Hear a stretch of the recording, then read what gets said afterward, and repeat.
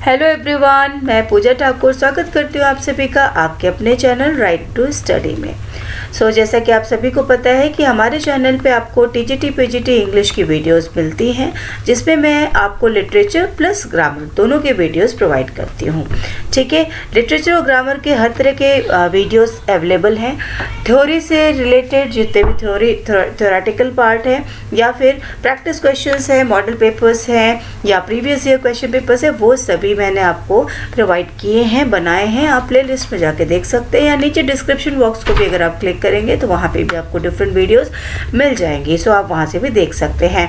आइए और time waste नहीं करते हैं, बात करते हैं अपने वीडियो के बारे में। आज की जो वीडियो है वो 100+ वीडियोस की सीरीज़ का एक पार्ट है, जिसमें कि हमने ऑलरेडी 80 क्वेश्चंस कवर कर चुके हैं और आज हम क्वेश्चन स्टार्ट करेंगे 81 से। आइए स्टार्ट करते हैं, हम अपना क्वेश्चन देखते हैं। Question number 81, choose the correct antonym of esoteric. Esoteric का एंटोनिम क्या होता है, इसके पहले हमें पता होना चाहिए एसोटेरिक की मीनिंग क्या होती है। तो एसोटेरिक का मतलब होता है, जैसे होता है ना कोई गूढ़ चीज़, कोई बहुत इंपॉर्टेंट, कोई जो सीक्रेट होता है या गुप्त चीज़ होती है उसके बारे में। ठीक है, तो वो उसे कहते हैं एसोटेरिक। तो कोई चीज़ गुप्त है, बहुत गूढ़ है, बहुत इंपॉर्टेंट है, उसका अपोजिट क्या हो जाएगा कि कोई चीज़ बहुत ही ज़्यादा सिंपल है। ठीक है, तो इसका अपोजिट है हमारा सी। 82 देखिए question, what is the antonym of insolvent. तो इंसॉल्वेंट आपने सुना भी होगा ये वर्ड। इंसॉल्वेंट जो है इसकी मीनिंग होती है दिवालिया हो जाना। ठीक है, जो कि जिसके पास पैसे वैसे ख़त्म हो जाते हैं और वो लुट जाता है, दिवालिया हो जाता है, उसे इंसॉल्वेंट कहते हैं। और इसका जो उल्टा क्या होता है, वेल्दी पर्सन होता है। ठीक है, जो इंसॉल्वेंट हो गया, दिवालिया हो गया, उसका मतलब उसके पास पैसे ख़त्म हो गए हैं, पैसे नहीं हैं। ठीक है, वो ज़रूर किसी से कर्ज लिया होगा या उसको बहुत सारे उसके ऊपर लाइबिलिटीज़ आ गई होंगी, तो वो क्या हो गया, सब कुछ दे के वो दिवालिया घोषित हो गया। ठीक है, वेल्दी मीन्स जिसके पास बहुत पैसे हैं। राइट, नेक्स्ट देखते हैं, what is the antonym of exonerate. ये बहुत इंपॉर्टेंट क्वेश्चन है, ये प्रीवियस ईयर में आए हुए क्वेश्चन है, सो ध्यान से देखिएगा। एक्सोनरेट का मतलब होता है दोष मुक्त होना या निर्दोष होना। किसी ऐसे पर्सन को पकड़ लेना या उसको सज़ा देना जो कि जिसने वो गलती की ही नहीं है। ठीक है, जो दोषी है ही नहीं। तो कोई ऐसा जो निर्दोष हो, जिसने कोई गलती ना की हो, वो आपका एक्सोनरेट होता है, या जो दोष मुक्त होता है पर्सन, उसे हम एक्सोनरेट कहते हैं या उसे एक्सोनरेट करना कहते हैं। ठीक है, तो ये इसका जो अपोजिट होता है उसका मतलब होता है एक्यूज, जिसने की गलती की है, जिसका दोष साबित हुआ है। ठीक है, जो अपराधी होता है। तो ये जस्ट इसका अपोजिट है, एक्सोनरेट का अपोजिट एक्यूज। ठीक है, और नेक्स्ट देखते हैं question number 84, in the formation of nouns from verbs which of the following is not correct. हम वर्ब से भी नाउन बना सकते हैं, और कैसे बना सकते हैं उसके लास्ट में अभी देख लेते हैं। कुछ हम ऐड करते हैं जिससे कि वो बन जाता है नाउन। ठीक है, अब बताना है इसमें से कौन सा करेक्ट नहीं है। ठीक है, abdicate, abdication, abdicate, abduction, adopt, adoption, affect, affectation.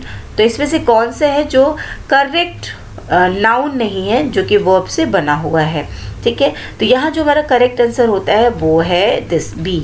ठीक है, एब्डिकेट का एब्डक्शन नहीं होता है। ठीक है, एब्डिकेट का एब्डिकेशन होता है, करेक्ट है। अडॉप्ट का एडॉप्शन होता है, करेक्ट है। अफेक्ट का अफेक्टेशन होता है, ये करेक्ट है। ठीक है, तो हम इसमें ION ऐड करके नाउन बनाते हैं। ठीक है, मोस्टली जिन वर्ड्स के लास्ट में ION ऐड है, सफिक्स ऐड है, तो वहाँ पे हमारा वो क्या बन जाता है, नाउन बन जाता है। ठीक है, आइए देखते हैं question number 85, use the future perfect tense to complete the sentence. हम फ्यूचर परफेक्ट टेंस में क्या ऐड करते हैं, हम विल, हैव एंड वर्ब का थर्ड फॉर्म यूज़ करते हैं, या शैल हैव एंड वर्ब का थर्ड फॉर्म, या third form of the verb आप कह सकते हैं। ठीक है, तो अगर एकदम श्योरिटी होती है तो हम विल का यूज़ करते हैं, अगर पॉसिबिलिटी कम होती है तो हम शैल का यूज़ करते हैं। Right, so dash this embroidery by evening. तो मैं इस एम्ब्रॉयडरी को फिनिश कर लूँगी, ठीक है, इवनिंग तक।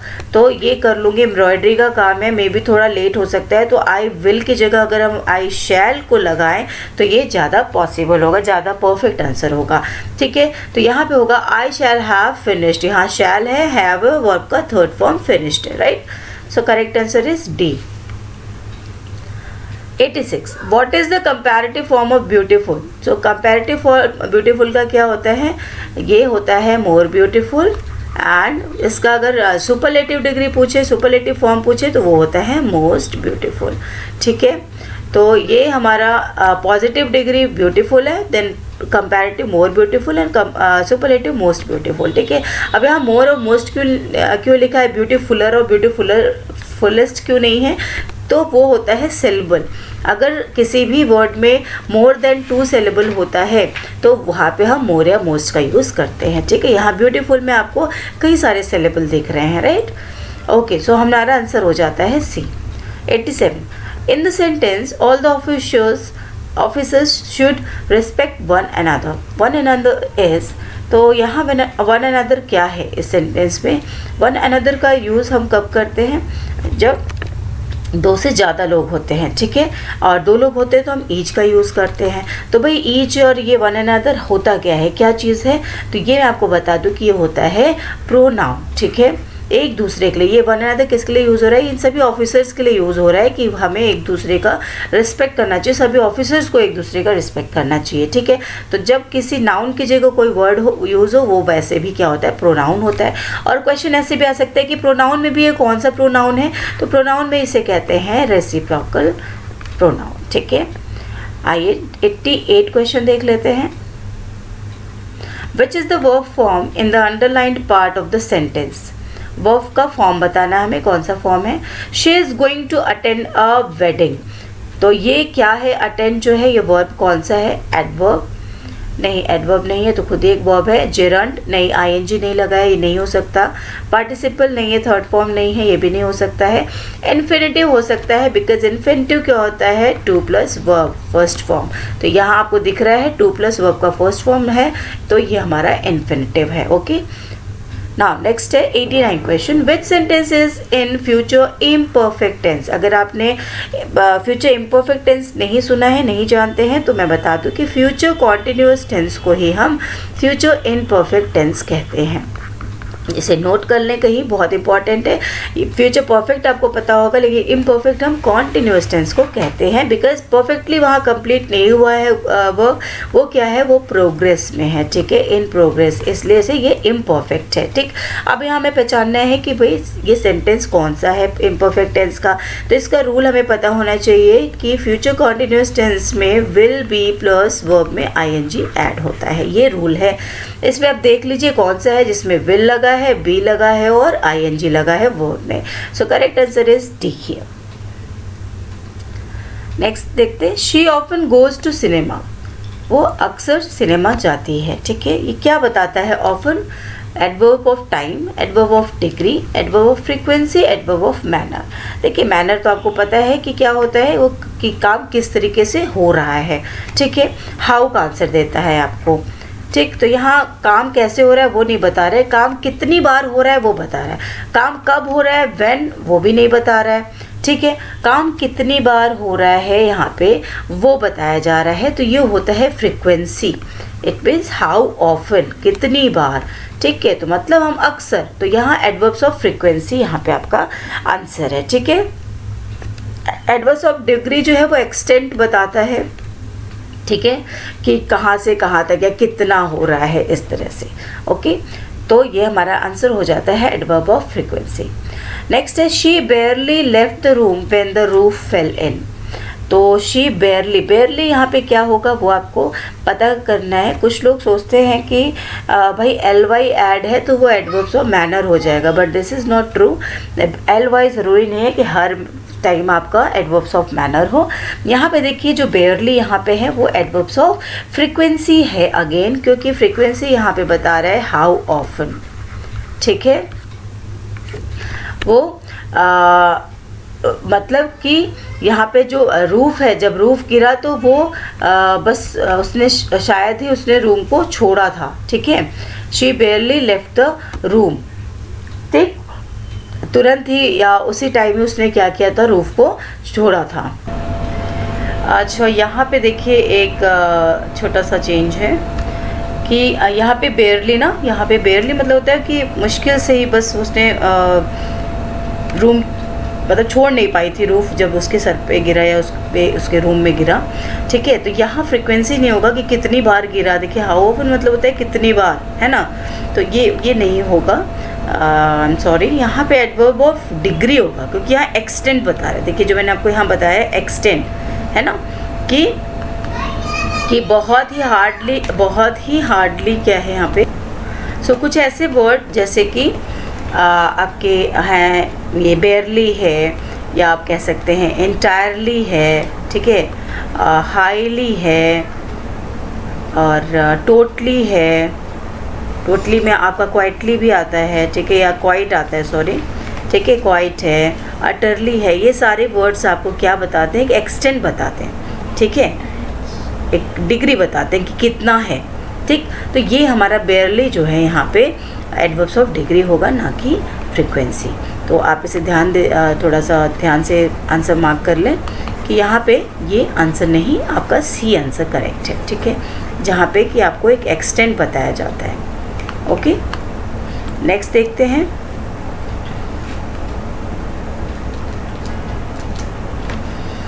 ओके, नेक्स्ट है the word abound has the noun form. Abound का नाउन फॉर्म क्या होगा वो हमें यहाँ बताना है। तो अबाउंड का नाउन फॉर्म क्या होगा, अबाउंडमेंट, अबाउंडेंस, एबंडेंस या एबेंडेंट। इसका आपने सुना भी होगा, इसका करेक्ट आंसर है एबंडेंस, ठीक है, ANC, एबेंडेंस। नाउ नेक्स्ट है the noun form of the adjective rear is. Adjective का ये नाउन फॉर्म क्या होगा, तो यहाँ पे होगा रेयरनेस, रेयरमेंट, रेयरली या rarity.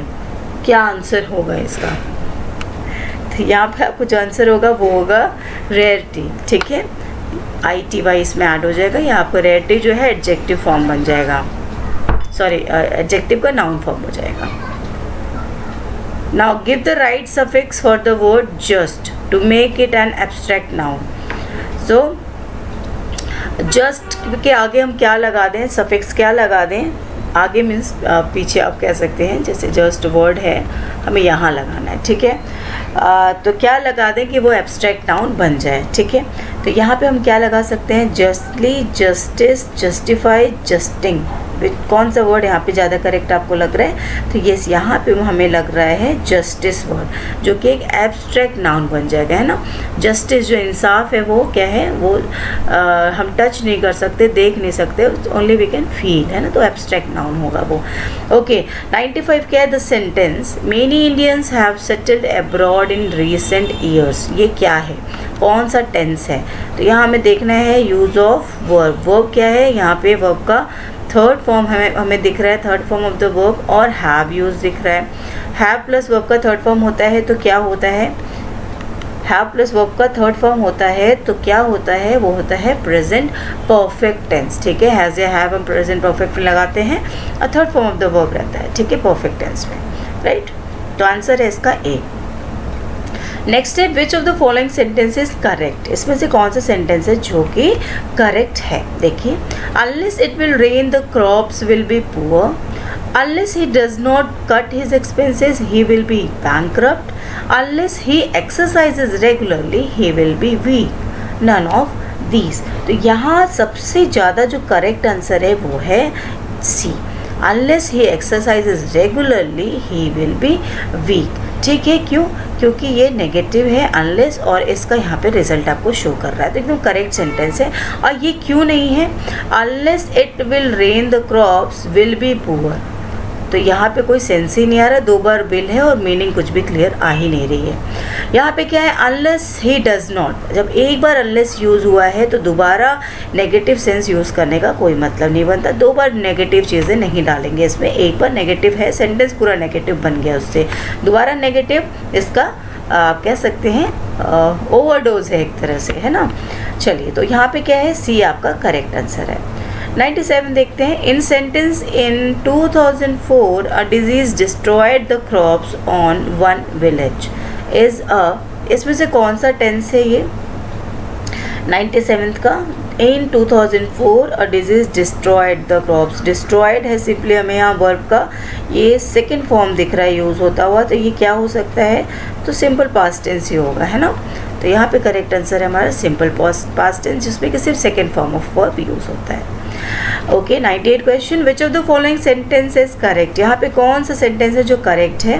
He entered into the room, he entered the room, he entered in the room, he entered to the room.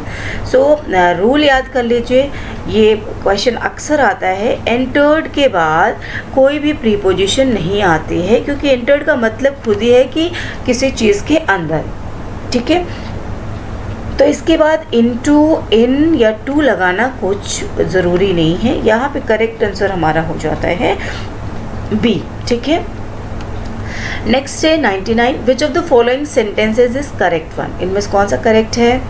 I went there with a view to meet him, I went there with a view to meeting him, I went there for a view to meeting him, I went there with view to meeting him। देखिए मैं आपको दो चीज़ें यहाँ बताती हूँ। with a view जब हम यूज़ करते हैं, ठीक है, तो उसके आगे ing फॉर्म लगाते हैं वर्ब में, ठीक है। और एक और है जैसे आप लिखते हैं ना लुकिंग फॉरवर्ड, लुकिंग फॉरवर्ड भी लिखते हैं, तो लुकिंग फॉरवर्ड के बाद भी हम ing फॉर्म में ही लिखते हैं।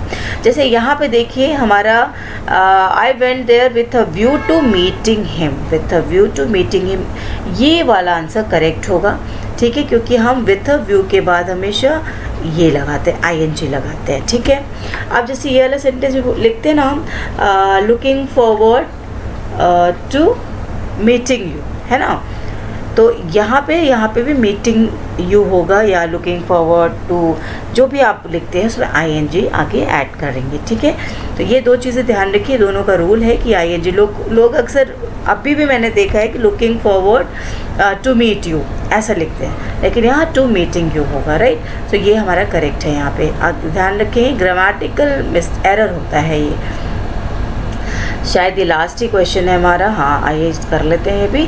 विच of the following is correct? इसमें से कौन सा सही है? मैं आपको दूं क्या? चलिए ये होमवर्क है, ठीक है, ये होमवर्क है, इसका आंसर आप नीचे लिखिए। थोड़ा सा हिंट मैं दे देती हूँ। The poet and the novelist is dead, the poet and novelist is dead, the poet and novelist are dead, the novelist with the poet are dead. अब यहाँ पे आप पता लगाओ कि जो द पोएट है, जो पोएट है, क्या वही नॉवलिस्ट है? क्या ये दोनों पर्सन सेम हैं या फिर ये दोनों पर्सन अलग हैं? अगर ये दोनों पर्सन सेम हैं तो इज़ लगाना है, और अगर ये दोनों पर्सन अलग हैं तो हमें आर लगाना है। अब आप पता करिए कि हमें कैसे पता चलेगा कि ये दोनों एक ही पर्सन जो है वही नॉवलिस्ट है और वही पोएट है। पता लगाइए और मुझे इसका आंसर आप कमेंट बॉक्स में लिखिएगा। I will be waiting. So now thank you for watching. और वीडियो अगर रियली में पसंद आए तो आप लाइक करिए, नहीं तो कोई बात नहीं। Thank you so much for watching. आप शेयर कर सकते हैं, शेयर कर दीजिए, और चैनल को सब्सक्राइब करना चाहते हैं, वीडियो पसंद आएगी तो ज़रूर करें, मुझे अच्छा लगेगा। Thank you so much.